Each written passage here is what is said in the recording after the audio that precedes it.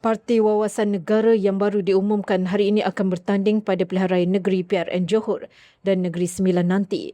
Pengerusi Perikatan Nasional PN Datuk Seri Dr. Ahmad Samsuri Mokhtar berkata, parti itu akan menggunakan logo PN. Prosesnya ialah bila parti yang ingin memohon masuk dalam Perikatan Nasional itu membuat permohonan dan kita akan bawa ke dalam mesyuarat.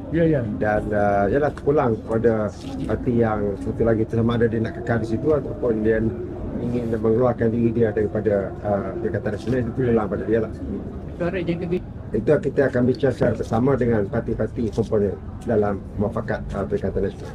Kita tidak buat keputusan sendiri-sendiri, kita buat secara musyawarah bersama dengan rakan yang setia bersama kita dalam Perikatan Nasional. Tapi PAS sendiri ada cadangan tak? Ada kubu baru ke? Dalam perbincangan. Antara Kawasan akan bertanding Itu- di next PRN ke? Ya, Kawasan akan bertanding next PRN. ya kita akan bertanding.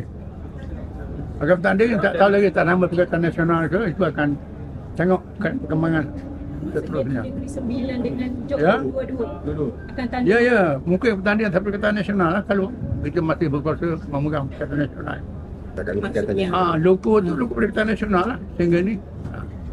Mereka ditemui selepas konvensyen riset di Tanah Merah pada 13 Jun yang turut dirasmikan Presiden PAS Tan Sri Abdul Hadi Awang.